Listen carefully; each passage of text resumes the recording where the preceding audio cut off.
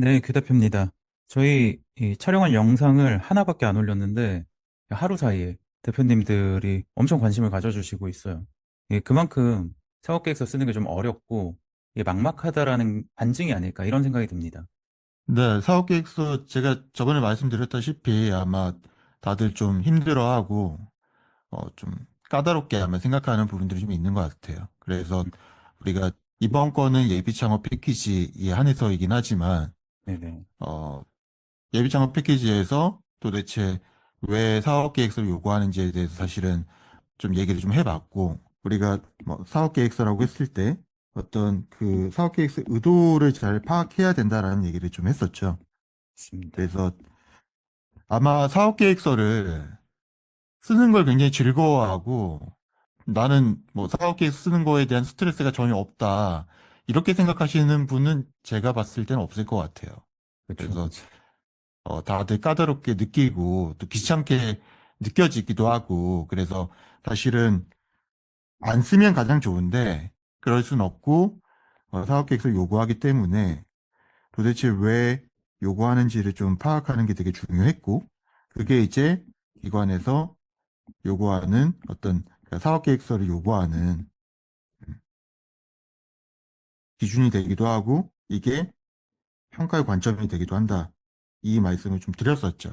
맞습니다. 어, 그래서 세부적으로 지원 사업을 통해서 얻고자 하는 게 좀 있고 그래서 그 지원 사업에서 그 얻고자 하는 것들을 기관의 입장에서 음, 우리가 기업으로서 어떤 사업을 좀 제안하고 이 사업이 왜 기관에 타당한 사업인지 왜 기관에서 지원을 했을 때 다른 기업들보다 훨씬 더 좀 이점이 있는지 유리한지 뭐 이런 것들을 좀 얘기를 좀 했었죠. 그렇죠. 그래서 오늘은 이제 하나하나 계속 이제 진도를 나가볼 건데 이번에는 얘기한 대로 이 사업계획서의 목차에 대해서 조금 고민을 한번 좀 해보겠습니다. 그리고 다음 시간에는 이 목차에 따라서 하나하나 항목들을 실제로 어떻게 작성하면 되는지 좀 얘기할 건데요. 이번 영상에서는 이 네 가지 항목에 대해서 조금 다뤄볼게요.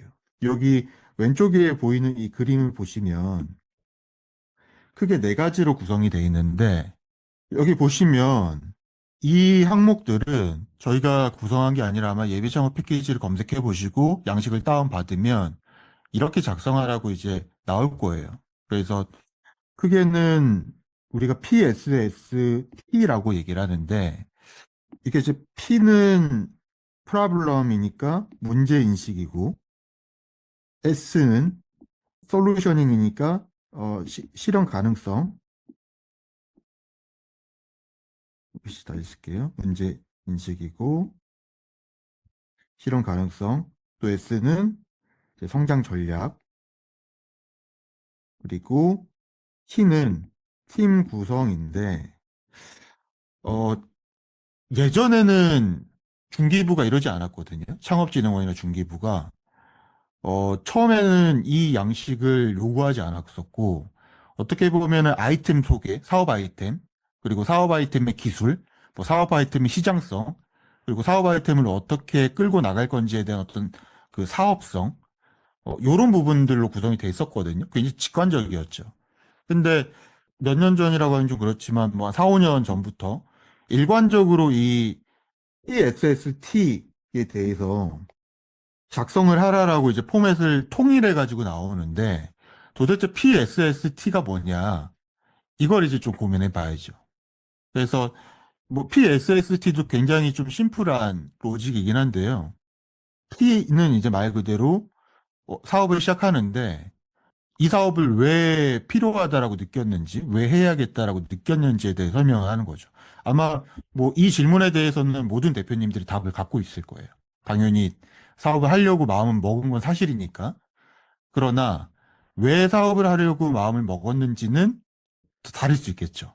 뭐 예를 들어서 개인적으로 뭐 그런 생각이 좀 들었을 수도 있고, 누가 하라고 했을 수도 있고, 또 일반적으로 어떤 리포트라든지 연구라든지 이런 것들, 기사라든지 이런 것들 좀 보니까 사업을 좀 해야겠다. 이런 사업이 좀 유리하다더라. 뭐 이렇게 해서 할 수도 있는 거죠. 그래서 뭐가 됐든 간에 이 사업을 왜 해야겠다라고 생각했는지 이걸 좀 쓰는 건데 재밌는 거는 이제 문제인식이라고 돼 있어요.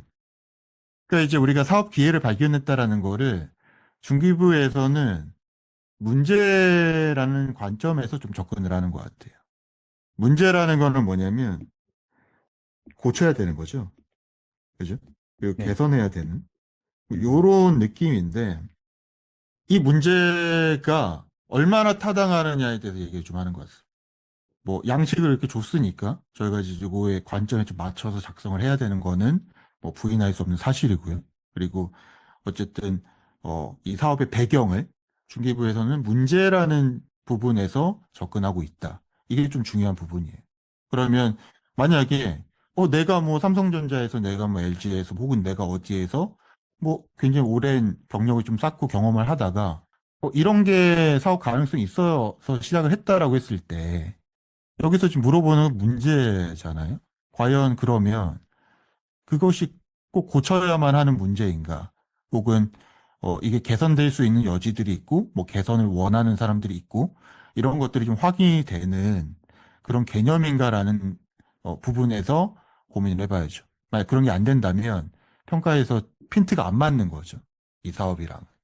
그리고 그 다음에는 실현 가능성인데, 이 인식한 문제에 대해서 우리가 뭐 실현 가능성이라고는 했지만 제가 봤을 때는 뭐 해결책 같아요. 뭐 솔루션이니까 해결 방법, 해결책 정도의 느낌인데 그러면 이 해결책이 과연 얼마나 타당하고 얼마나 타당성이 좀 있고 혹은 얼마나 좀 신규성이 있고 창의적이라는 얘기죠.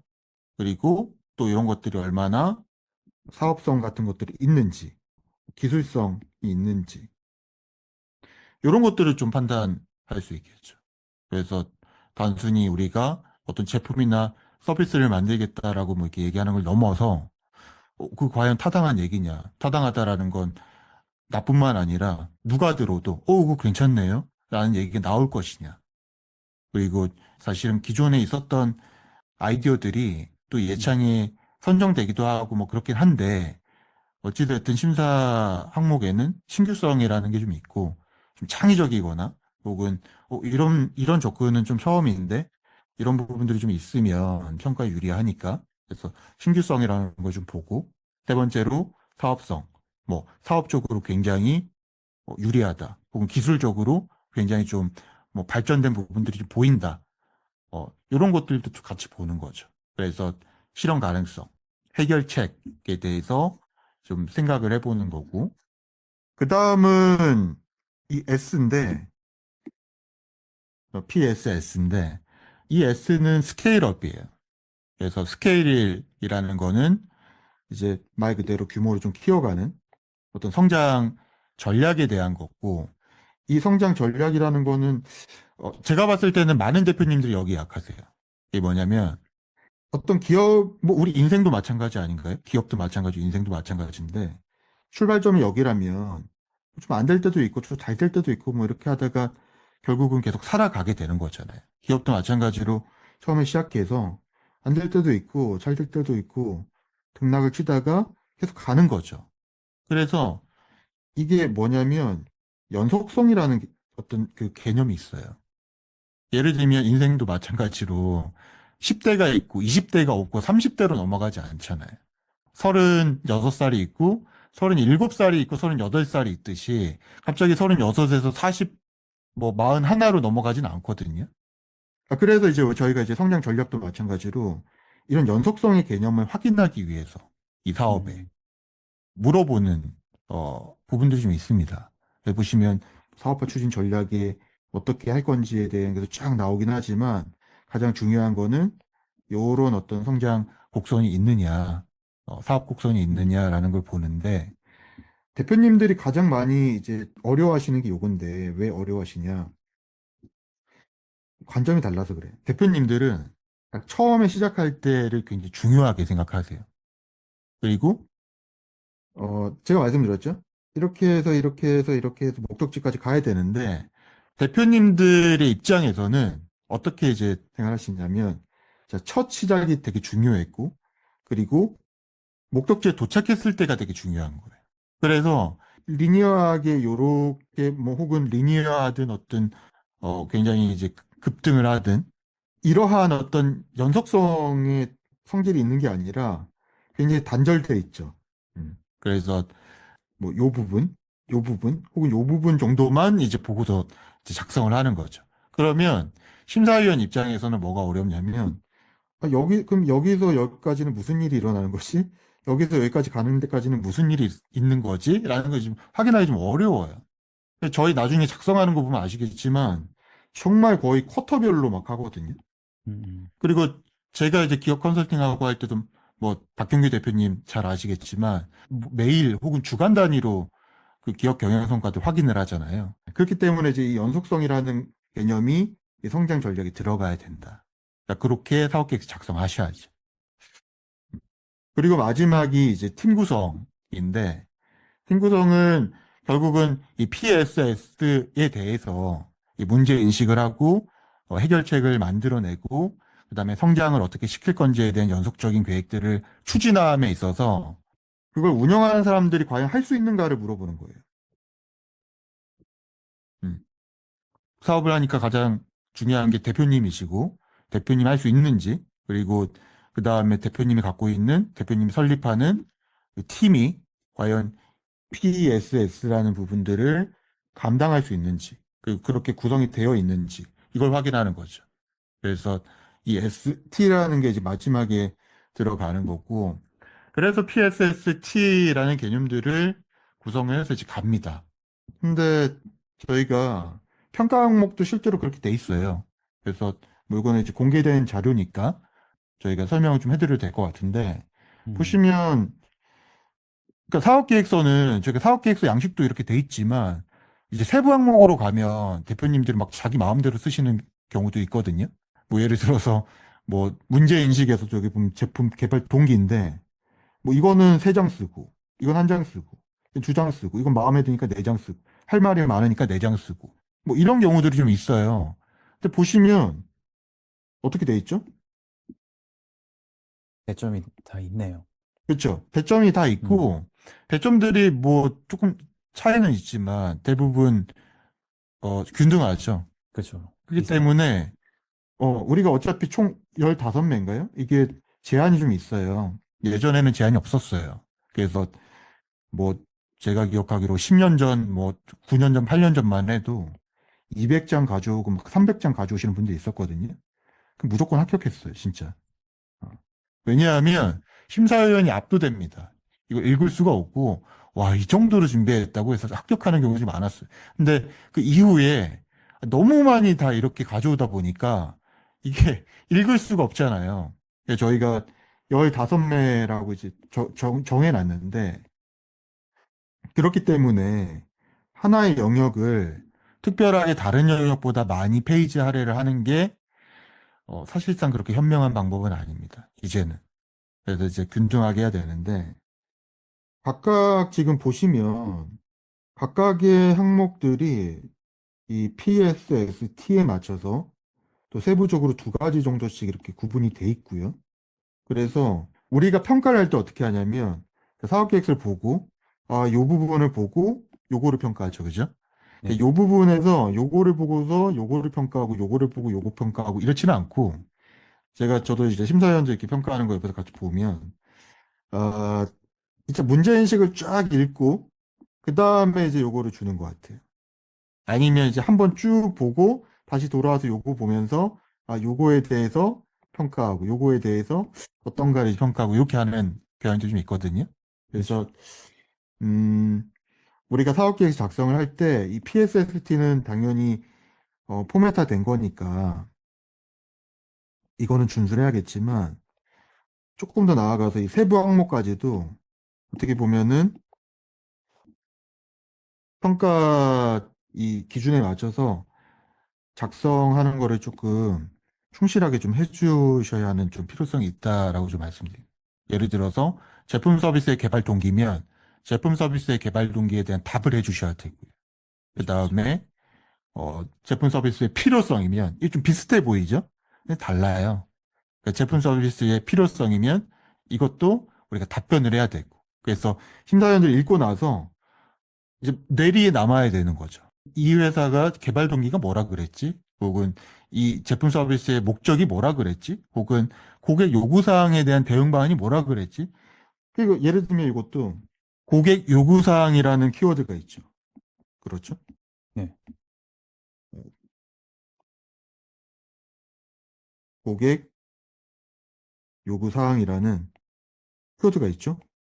그러면 우리가 우리 문서에 이 부분을 작성할 때 이 키워드가 무조건 들어가야 되는 거예요. 음, 이 키워드를 그대로 써야지 뭐 고객 요구사항이 아니라 자꾸 뭐 커스터머 리ኳ이어먼트라든지 혹은 뭐 시장의 수요라든지 좋은데 어쨌든 간에 핵심 키워드는 우리가 준수해 줘야 돼. 왜?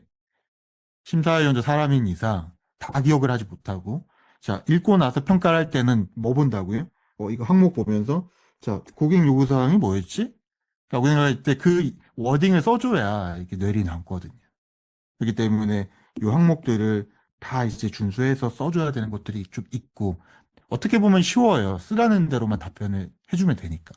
음, 근데 내 마음대로 쓸 수 없다라는 게 좀 짜증나는 부분이고 또 까다로운 부분일 수도 있는 거죠.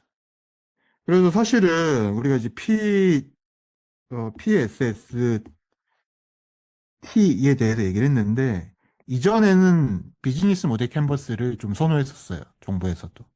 현재도 저희가 이제 나중에 벤처 투자도 같이 하겠지만 뭐 IR이라든지 벤처 투자라든지 이쪽에서는 비즈니스 모델 캔버스도 하는데 여기는 보시면 이게 한 9개 정도 모델로 이루어져 있거든요.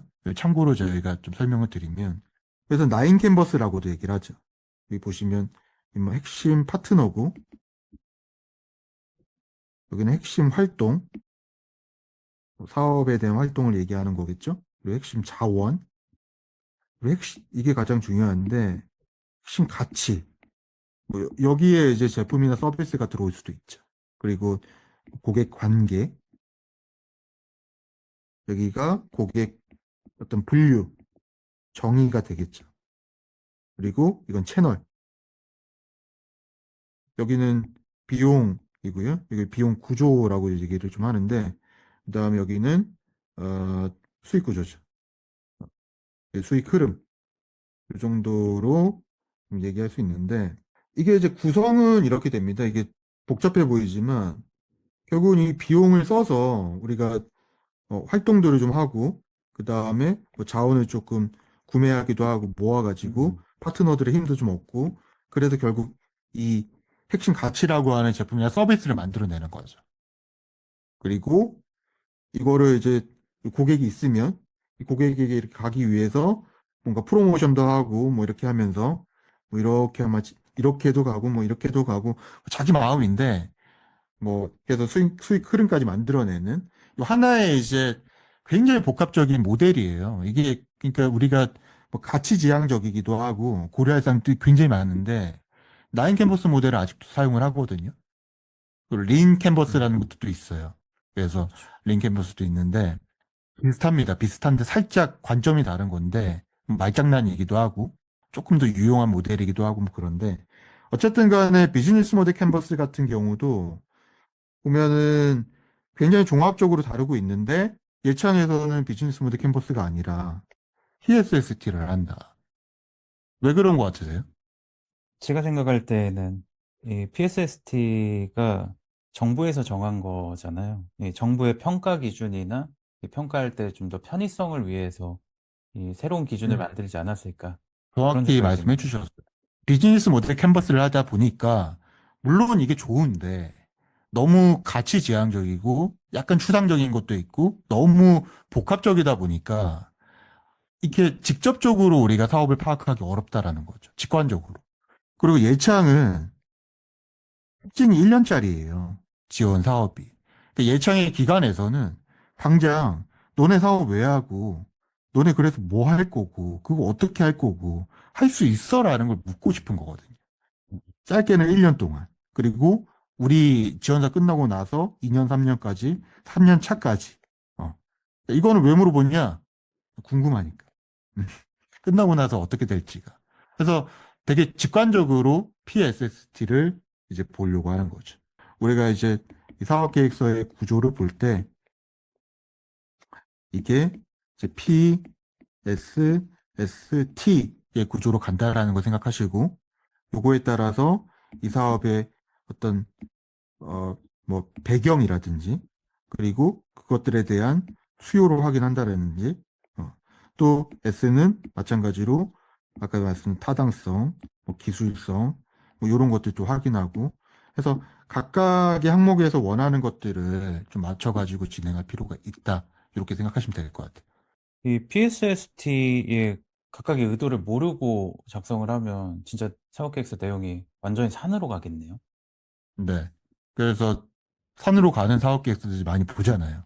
그쵸? 그래서 어 그래서 시작이 반이다 하는 말처럼 처음에 우리가 방향성을 잡는 게 그래서 굉장히 중요한 겁니다. 아무리 열심히 쓰고 정말 많은 자료를 쏟아 부어도 만약에 방향성이 잘못됐으면 그 자료는 의미가 없는 자료가 되는 거고 만약에 의도와 방향성을 정확히 파악해서 작성을 했으면 유의미한 자료가 될 수도 있는 거죠. 그래서 구성 항목에 대한 얘기를 이렇게 마무리하고 다음 영상에서는 이제 하나하나 사업의 타이틀부터 시작해서 어떻게 이제 이 항목들 작성하는지에 대해서 좀 다뤄보도록 하겠습니다.